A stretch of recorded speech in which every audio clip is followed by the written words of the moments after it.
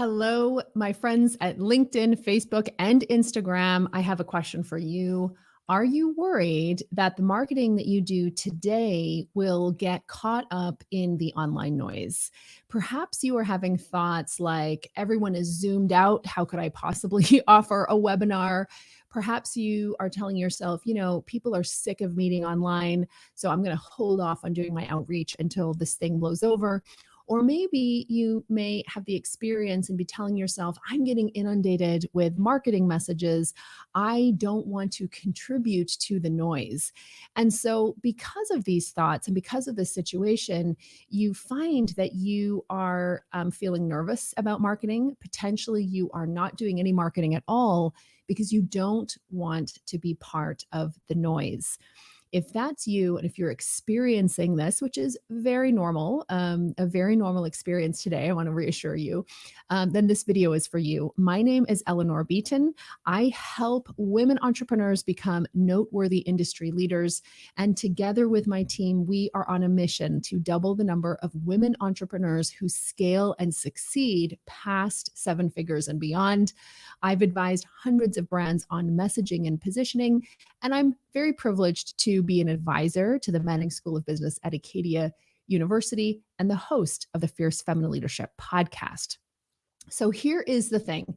I know how it feels to be concerned that your marketing is contributing to the noise. This is a very normal feeling. And I think those of us who want to make sure that we're putting great quality material and content out into the universe really want to be sure that our content stands out and it doesn't contribute to the noise. So I would like to help you craft a marketing approach that feels right to you. I'm hearing a lot of questions and concerns from people about making sure their marketing doesn't contribute to the noise, hence this video.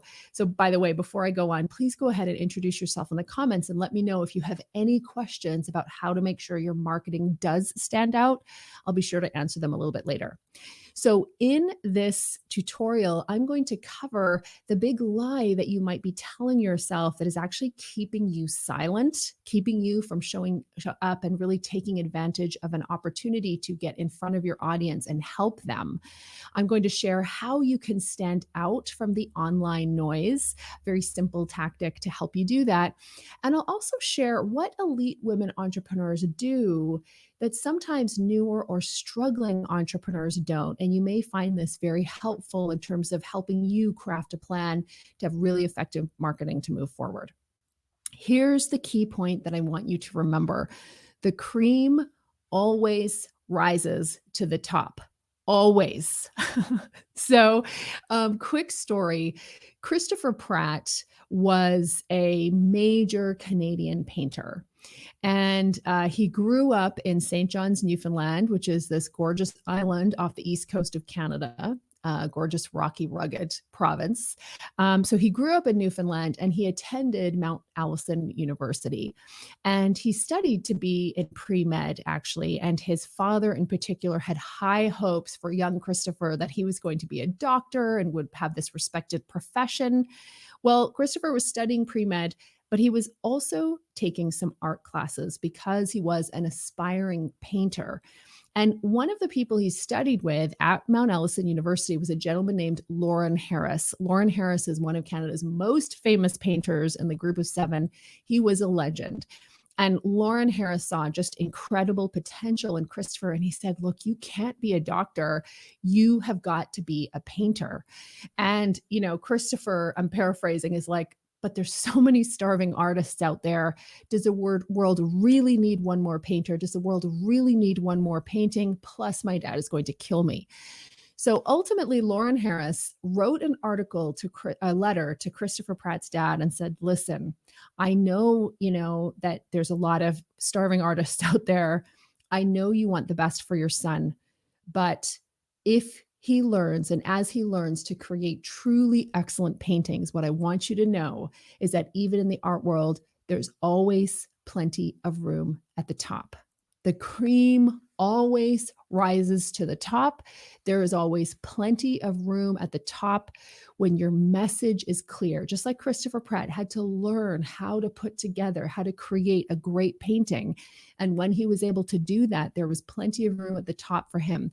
So too for you, entrepreneurs, as you really learn how to create and share a very clear and compelling message, there will always be room for you.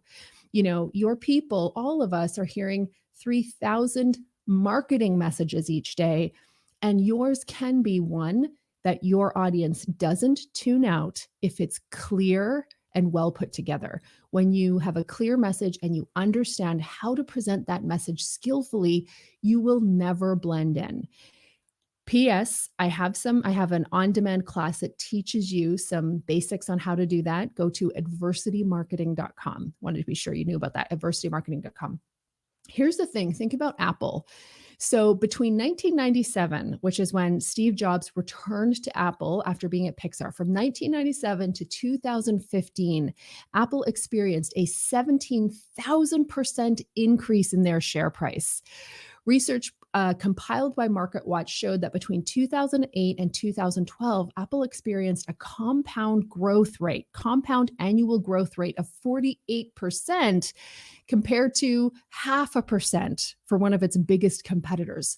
Why? These were two companies that had similar resources. They were both advertising in a competitive market. They were both pumping the marketplace with marketing messages, many of which you and I have seen, which helped us buy these things. But here's the difference. They came back to the marketplace with a simple, clear message. In the early 90s, late 80s, Jobs took out a 9-page ad in the New York Times talking about his computer. When he came back, in the late 90s, he was creating billboards that had 2 words, think different. When your message is simple and clear, and you understand how to present that message skillfully, there's plenty of room at the top. So here are some tips to help you. The first is that you need to know your real enemy. So let me step back here. I'm hearing so many people say, brilliant entrepreneurs who have so much value to offer, Eleanor, there's so many people marketing right now. I don't want to get lumped into the noise. And that's the lie, the belief that the noise is your primary enemy. Noise isn't the enemy of most entrepreneurs. Obscurity is the enemy. We know that 50% of businesses will go out of business within the first 5 years. Why? Because they run out of cash. Why? Because they have big problems securing customers who will pay them at the right rate, right? So obscurity is the real enemy here. So the problem that I see is when people get more afraid of displeasing the 200 people on their email list, and that holds you back from building an audience and getting in front of the 20,000 people who need to know about you. Okay. So number one, know your real enemy. And for the majority of small businesses, the real enemy is obscurity, not being part of the noise. Okay. The second thing that I think can be really useful here is for you to check your facts. So this is, interesting. So what people will say is they have the experience of potentially having emails coming into their email inbox or seeing a lot of marketing out there. So the assumption that they have is, number one, there's tons of people marketing right now. And assumption number two, because of that, my customers are more likely to tune out my message. But the facts actually paint a different story. A major survey of advertisers and marketers found that 60% of companies are actually cutting marketing right now. It's why we're seeing ad rates, for instance, on a lot of the platforms going down, because there are many fewer companies advertising right now. 60% of companies are cutting marketing. Another study showed that even though people are spending a lot more time online, 36% of consumers are actually paying more attention to marketing messages today than they were 5 weeks ago. So the assumption that, number one, more people are marketing, you may experience that, but it's not actually backed up by data. And the second thing, customers are likely to tune me out right now, is based on the wrong assumption that more people are marketing, which is not true.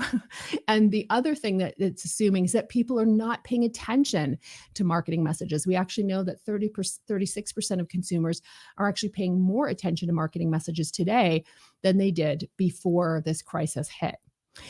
So let's kind of take a look at the facts and make sure that the decisions that we're making are rooted in fact. So the third one is to create more than you criticize. This is one of those tough love pieces. Listen, it's totally okay to pause, to step back, to assess where you are, what you want to create, and how you want to be showing up in front of your audience right now. That makes a ton of sense. It's also okay to get really clear on what you don't want to do. And a lot of the coaching that I do with women entrepreneurs, we often figure out what we do want by first saying, well, I don't want it to be this, and I don't want it to be that. So that's totally normal. And it's very often a part of our thinking process. But here's what I want you to be aware of. If you are spending more time sitting on the sidelines, looking side to side, observing what other people are doing, criticizing what other people are doing, and using that as a blunt tool to suppress your own creativity and creation, you're going to have problems. If you are spending more time focused on what other people are doing, rather than creating great content and sharing it with your own audience, you're not leading, you're hiding. And you have to ask yourself, the second question is, how do I know there's so much online noise? Why does it bother me? Why is it holding me back from creating? And the tough love question here is, could it be that you're paying more attention to what other people are doing rather than staying in your lane and focusing on helping your customers and growing your business so you can continue to be the engine of the economy that our global economy needs so much right now in the form of women entrepreneurs and small business owners? There's a reason that racehorses wear blinders, right? Getting distracted by what other people are doing kills creativity, it kills initiative, and it kills victory. Top performing women business leaders look ahead and stay focused on their future.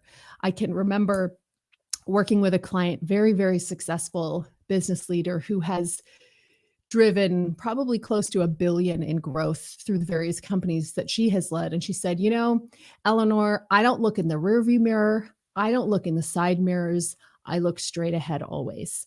And I think, for so many of you, you have so much powerful material to share with the world, that really focusing on creating great material, getting it out in front of your audience so that we can benefit from it is probably the most important thing you could be doing right now. So the fourth strategy that I'll share with you is to stand out with a simple, clear message. Again, the cream always rises to the top. And of the 3,000, marketing messages that we hear each and every day, our brain is pretty used to tuning out or shelving away or archiving anything that isn't relevant. And what we find of the marketing messages that are most powerful is that they are clear and they are simple. They answer the question, who am I speaking to? What do they want? And how can I help them get it? Think about Apple. There were a number of things that really supported that unprecedented period of growth after Steve Jobs came back from Pixar. But one of the most powerful things was the clarification of the message and the clarification of the marketing. Think different compared to a 9-page ad in the New York Times. When you rise to the top, you have a clear, easy to understand message that doesn't get filtered out. Okay. So I've got a question here that's come in from Nicola. Hang on one second. I get them texted to me so I don't get distracted by the comments and get thrown off my game here. Okay. Question from Nicola. What happens if I feel overwhelmed by all the advice out there? Will my prospective clients also feel this way? How do I ensure that I'm not adding to the overwhelm? So this is an excellent question. And again, I think it's really important for you to get into the right headspace around it. We all need to. So the first thing is, what would be one thing that I can, how can I truly add value to my clients today? And then your business isn't, how are they going to take it? Is my advice going to overwhelm them? What happens if they received 5,000 emails in their inbox today? Your business is to do two things: create great value in the marketplace and grow your business. As an entrepreneur, that's our business, right? To add tremendous value in the marketplace and to grow our business so that we can hire people, we can recirculate money in the economy, we can contribute to the economic growth that our global economy needs so much right now. So it's an excellent question. So I think what happens is when we start trying to decide how our customers feel or what our customers' daily experience is, the cream always rises to the top. Yeah, there's a lot of information out there, but your word, your support, your insight could be the gospel that one person, two people, 500 people really need right now. And so I would really stay in your lane, stay extremely focused on what's going to be most helpful to your audience right now. Let me create it, let me put it out there, and then let me move on, right? Let me not get stuck in thinking, again, what actually isn't true. The majority of companies right now are actually cutting marketing. And people are much more likely to be paying attention to marketing messages now than they were before. So this is the time to provide really good value. And you can distinguish yourself by creating excellent content, having a very, very clear message. And again, if you'd like our help with that, just go to adversitymarketing.com where you can learn more. Another question. What if your clients are not sure what they want right now? That's a question from Monica. Love it. Excellent question. Sometimes, here, this is a great example. So I created this piece of content based on what I was hearing from clients in the marketplace about what people didn't want. So what they didn't want was to create marketing that contributes to the noise. And so I thought, wow, that's great. That's what people don't want. So I'm going to create a piece of content around that, around how to not insure. So there's a couple things. If your clients aren't sure what they want, what people are typically very connected to is what they don't want, to problems that they're experiencing. So I would take a look at those things and just meet them where they're at. So it's an excellent question. Okay, I think that's it for now. Thank you so much for watching. I hope you found this helpful. If you did, please go ahead and share it or tag a woman entrepreneur who would benefit. And again, head on over to adversitymarketing.com. That's where you're going to see a really powerful, valuable on-demand training webinar I created about how the 9% of companies who are actually able to grow during a recession and position themselves for really fast growth at the back end of a recession or at the end of a recession. I'm sharing exactly what the research of thousands of companies tells us that they do, and marketing effectively is a big piece of that. All right, thank you so much for being here with us. I really appreciate you being here. Go to adversitymarketing.com and we will see you next week. Take care, everybody.